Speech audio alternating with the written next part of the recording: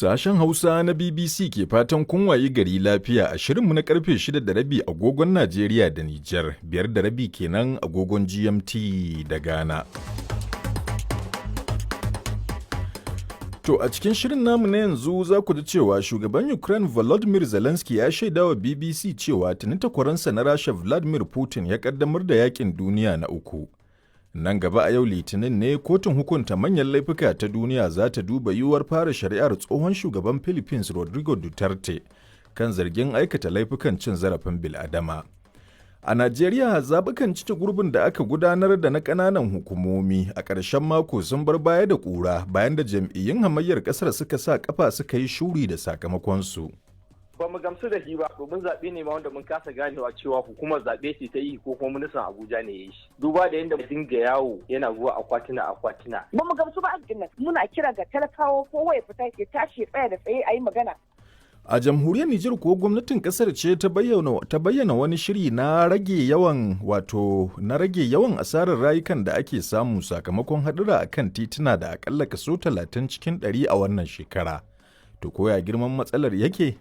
Matsala ta yi yawa a cikin harkokin tuki, akwai rashin kula da dokokin hanya, mutane kadai zuwa suke su bada kuɗi, mota tana lahiya ba ta lahiya, baka san ba mota tana tahiya nan zuwa kilo 100 lahiya ta dawo lahiya, haka din kawai sai a rubuta a sa kuɗi a ba ma'aikata su ta yi.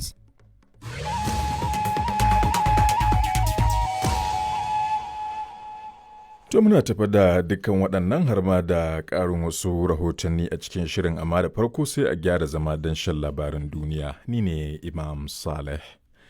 Shugaban Ukraine Volodymyr Zelensky ya shaida wa BBC cewa tuni takwaransa na Rasha Vladimir Putin ya kaddamar da yakin duniya na uku, kuma amsar da ta dace da shi ita ce matsin lambar soji da kuma ta tattalin arziki. A wata hira da aka yi da shi gabanin cika shekara 4 da mamayar da Moscow ta yi wa ƙasarsa. Mr. Zelensky ya zargi shugaba Putin da ƙoƙarin shimfiɗa wani sabon tsarin rayuwa a duniya, yana mai gargaɗin cewa ba zai tsaya a kan Ukraine kaɗai ba. Ukraine, he told me, would definitely not lose the war. Wakilin BBC ya ce ya shaida mana cewa Ukraine ba za ta yi rashin nasara ba, domin tana yaƙi ne don 'yancin cin gashin kanta, kuma shekaru 4 daga bisani har yanzu ba ta rasa 'yancin nata ba. Rikicin dai ya haifar da asarar dubban ɗaruruwar rayuka ciki har da na fararen hula, ba ga yadda ya jefa tattalin arzikin duniya cikin halin ni'yasu. Nan gaba a yau Litinin ne kotun hukunta manyan laifuka ta duniya za ta fara wani zama domin yanke hukuncin ko ya kamata tsohon shugaban ƙasar Philippines Rodrigo Duterte ya fuskanci shari'a kan zargin aikata laifukan cin zarafin bil'adama ko kuwa. Mr. Duterte, wanda yanzu haka yake da shekaru 80 a duniya, ya shugabanci Philippines daga 2016 zuwa 2022. An kama shi ne a birnin Manila a watan Maris ɗin bara. Kana aka kai shi ƙasar Netherlands inda ake tsare da shi a gidan yarin Scheveningen. Ana zarginsa da aikata laifukan kisan kai da dama a lokacin da gwamnatinsa ta ayyana dokar ta ɓaci kan masu sha da safarar miyagun ƙwayoyi. Mr. Duterte ya sha yin watsi da matakin gurfanar da shi a gaban kotun, wadda ya ce shi bai ma amince da ita ba. Wata kotu a Hong Kong ta yi watsi da ɗaukaka ƙarar da wasu mutane 12 masu goyon bayan dimokuraɗiyya suka yi akan hukuncin ɗaurin da aka yanke musu saboda yunkurin juyin mulki. Mutanen, waɗanda suka haɗa da tsaffin 'yan majalisa da kansuloli da masu fafutuka, sun taka muhimmiyar rawa wajen jagorantar 'yan hamayya a yankin a baya. To sai dai an yanke musu hukuncin ɗauri a shekarar 2024 saboda zargin shirya manaƙisar kifar da gwamnatin yankin da Beijing ke marawa baya. Wannan dai na faruwa ne bayan dokar tsaron da Beijing ta sanya da zimmar daƙile masu rajin dimokuraɗiyyar. Daga sanya dokar zuwa yanzu an kama 'yan adawa 45 da laifin shirya juyin mulki. Aka wanke 2, kana 12 kacal suka ɗaukaka ƙara.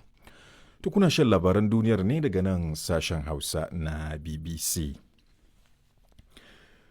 Hukumar leƙen asiri ta Amurka ta ce jami'ai sun harbe wani mutumi da ya ƙoƙarin keta shingen tsaro wajen shiga wurin shakatawar shugaban ƙasar Donald Trump da ake kira Mar-a-Lago da ke birnin Florida, wato da ke jihar Florida.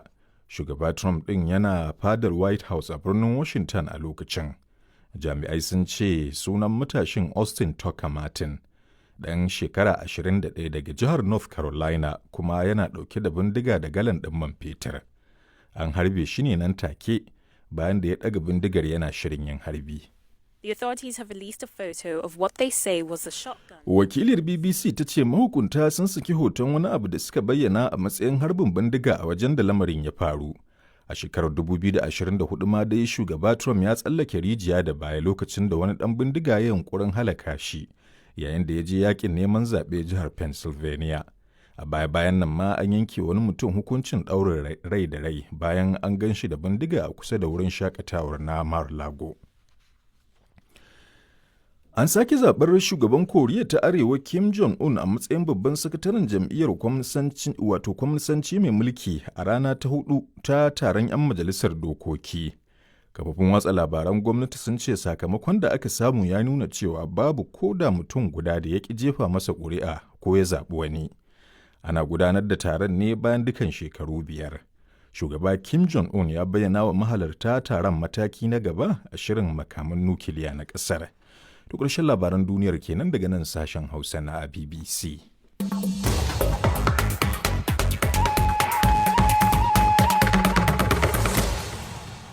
To yanzu kuma sai rahotanni kamar yadda watakila aka ji a labaran duniyar shugaban Ukraine Volodymyr Zelensky ya shaidawa BBC cewa shugaban Rasha Vladimir Putin ya riga ya kaddamar da yakin duniya na uku kuma a yanzu mafita kawai ita ce amfani da karfin soji da matsin lambar tattalin arziki domin tilastawa Rashan ja da baya. A wata hira da BBC gabanin cika shekara 4 da mamayar da Rasha ta kaddamar kan Ukraine, Mr. Zelensky ya zargi shugaba Putin da ƙoƙarin shimfiɗa wani sabon tsarin rayuwa a duniya. Yana cewa dole ne shugabannin duniya su tashi tsaye, domin kuwa Putin ba zai tsaya ga Ukraine kaɗai ba. Ga rahoton Badamasi Abdulkadir Mukhtar.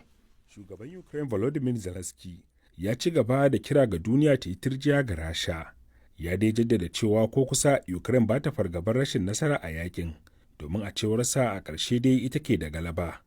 Shugaba Zelensky ya kuma nanata matsayarsa cewa ba zai mika wuya ga sharuɗan da shugaba Putin ya gindaya ba a matsayin hanyar kawo ƙarshen yakin, domin a cewarsa hakan tamkar miƙawa Rasha sassan Ukraine ne da ta gaza kwacewa da ƙarfin soji, duk da dubban dakarun da ta jibge domin cimma nasarar hakan. A cikin kusan shekaru 4 da fara wannan yaƙi dai, dubban mutane ne aka tabbatar an kashe, kuma mafi yawan su fararen hula ne 'yan Ukraine, yayin da kuma a gefe guda yakin ke ci gaba da janyo matsalar tattalin arziki a duniya. Rasha dai na ci gaba da kai hari a cibiyoyin makamashin Ukraine da makamai masu linzami. Lamarin ya janyo ɗaukewar lantarki a sassan ƙasar, amma shugaba Zelensky ya ce hukumomi na aiki tukuru domin dawo da lantarkin. Rahoton da Badamasi Abdulkadir Mukhtar ya haɗa mana kenan. To a Najeriya jam'iyyun adawa a ƙasar sun fara mai da martani kan yadda aka gudanar da zaɓukan cike gurbi da na ƙananan hukumomi a wasu sassan ƙasar. 'Yan hamayyar dai na zargin cewa an tafka maguɗi da kuma ɗaukar wasu matakai da suka hana jama'a fitowa don kaɗa ƙuri'a kamar a Abuja inda aka sanya dokar hana fita kwana guda kafin zaɓen. Jam'iyyar APC ce dai ta lashe yawancin zaɓukan da aka gudanar, ga rahoton Abdu Halilu. Jam'iyyu da dama daga bangaren adawa na koka game da zaben cika gurbi ya kasance da kuma yadda sakamako ke hitowa a wasu wuraren inda ya gudana a cikin ƙasa. Faisal Kabiru, ɗaya daga cikin masu magana da yawun jam'iyyar ADC, ga abin da yake cewa. Wannan zaben bai yi determine ɗin abin da mutane suke so ba, domin zaɓe ne wanda al'umma suka kaurace mishi duba da wasu abubuwa da suka faru a daren Juma'a kafin zaben, inda ministan Abuja Nyesom Wike ya ayyana cewa an sa dokar hana tafiye-tafiye zirga-zirga a birnin tarayya Abuja, wanda hakan ya kawo nakasu ga mutane da yawa. Kamar duk wanda ya san Abuja ya san da yawan mutane suna nesa da inda suke neman kuɗi. Tun karfe 8 na daren Juma'a an ce babu zirga-zirga, wannan ya kawo nakasu ga shi zaben. Dan haka wannan zaɓe ba zai nuna shine ra'ayin al'umma ba, domin kamar a Amak inda ake da mutane 833 ke rijista ta zaɓe, mutum 60,000 ne kadai suke zaɓe. Za ka je ka tarar wata akwatin ma mutum 10, mutum 20, mutum 30 ne suke zaɓe. Dan haka wannan zaɓe ne wanda ba zai nuna menene abin da al'umma suke so ba. Ku kun gamsu da yadda zaben ya gudana? Ba mu gamsu da shi ba domin zaɓe ne ma wanda mun kasa ganewa cewa hukumar zaɓe ce ta yi ko kuma ministan Abuja ne ya yi shi. Duba da yadda ministan Abuja kowa san ba shi da katin zaɓe a Abuja amma ya dinga yawo yana zuwa akwatina tare da jigam manyan motoci na jami'an tsaro suna bi akwatina suna razana mutane. Daga bangaren jam'iyyar adawa ta PDP, Farida Umar ita ce mataimakiyar sakataren watsa labarai a jam'iyyar kuma ta nuna rashin gamsuwarsu kan zaben. Gaskiya matsayin mu na PDP ba mu ji daɗin da ministan FCT ya dinga musa ma mutanen mu su sauka su bar ma jam'iyyar APC ba. Duk muna da labari akan cewa ya matsa ne ma yaro akan cewa ya sauka ya bar ma jam'iyyar APC. Ba mu gamsu ba a nan har yanzu ba yi zaben da ya kamata ba. Da dama mun ce in za yi zabe a yi zaben adalci. In ba su shi zaben adalci ba suna jin muna kira ga talakawa fitokokin Najeriya kowa ya fita ya tashi ya tsaya da tsaye a yi magana saboda a yi zaben da ya kamata duk samu ƙaryar mulkin da ake ciki na APC nan ba su da niyyar su mana zaben da ya kamata na adalci ba. Daga bangaren jam'iyyar NNPP a jihar Kano, injiniya Ibrahim Abdullahi Karaye mai magana da yawun jam'iyyar a jihar ta Kano cewa yayi su dai sun gamsu. Wannan zaɓe ai cewa zaɓe ne da an yi shi lafiya an gama lafiya kuma zaɓe ya yi kyau duk da dai mutane ba su fito ba saboda kaga su mutanen jihar Kano kwankwasiya suke goyon baya. To rashin jagoran kwankwasiya bai fito ya ce to ba su fito ba to amma dai duk ba komai inda wanda aka zaɓa nan mu wasu ne mutanen da muka kai tun da farko to muna musu fatan alheri ko muna taya su murna. Injiniya Ibrahim Abdullahi Karaye kenan mai magana da yawun jam'iyyar NNPP a jihar Kano, Najeriya a cikin rahoton Abdu Halilu. To har yanzu dai kan batun siyasa a Najeriya masana sun fara tsokaci kan sabuwar dokar zaben kasar da ta rushe tsarin gudanar da zaɓukan cikin gida na jam'iyyu ta hanyar amfani da delegate. A yanzu dai dokar ta yi tanadin cewa ta hanyar 'yar tinke ko kuma sasanci ne kaɗai jam'iyyun za su iya fitar da 'yan takara. Dama dai an jima ana zargin wasu 'yan siyasa na amfani da kuɗi wajen siyan delegate ɗin, ko da kuwa ba su da farin jinin masu kaɗa ƙuri'a. Farfesa Kamilu Sani Fage masanin siyasa ne a Najeriya ya kuma shaidawa Abdullahi Bello Diginza yadda yake kallon lamarin. Tanadin dai shine an ba da zaɓin ko da a yi wanda ake kira direct democracy shine duk 'yan jam'iyya su zaɓi shugabanninsu da wanda kuma za su musu takara. Kuma a yi abin da ake cewa consensus shine wani ya janyo wani a ce ga wanda aka bada. Profesa, shi wancan tsari na ƙato bayan ƙato yaya ake gudanar da shi? To bayan ƙato shine a ɗan takara ko wakilin shi ya tsaya sannan wa'anda za su zaɓe shi su bi layi ke kira tinke kenan. Ko kuwa a yi wato a asirce shi ma a jefa ƙuri'a a kan 'yan takara. Misali kamar yadda ake zaɓen dugari to shi ma za a je akwatin zaɓe na wa'anda za a wakilta su je su jefa mushi ƙuri'a. Shi wannan na tsarin tinke yana da ƙa'ida ne ga waɗanda za su iya zaɓen wani ɗan takara? To ƙa'ida shi dai masu katin jam'iyya ne za su ke yi. Tunda a cikin zaɓe ne na cikin gida a cikin jam'iyya to kawai 'yan jam'iyyar wa'anda suke da kati shine ka'idar da za ta yi. Profesa, ina makomar delegate kenan a wannan sabuwar doka? Yanzu za a cire batun delegate domin shi delegate ɗin nan tsarinsa yana cikin abin da ya gurɓata zaɓe a Najeriya.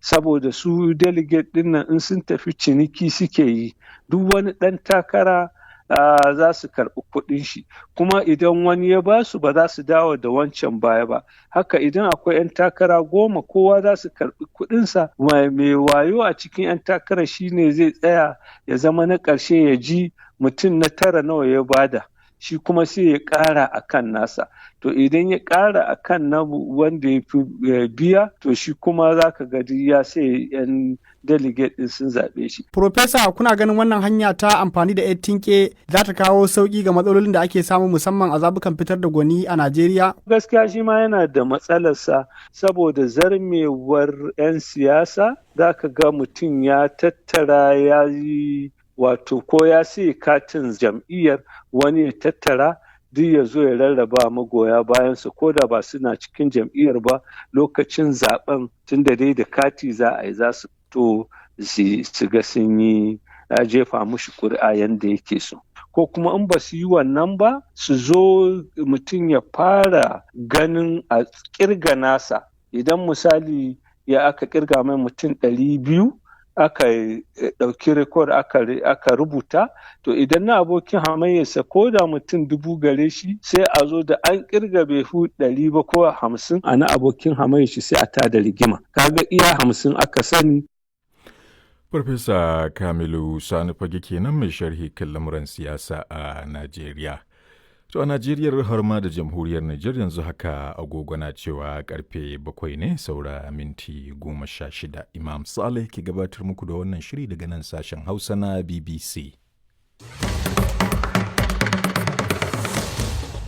Gaba a cikin shirin muna tafa da labarin wasanni.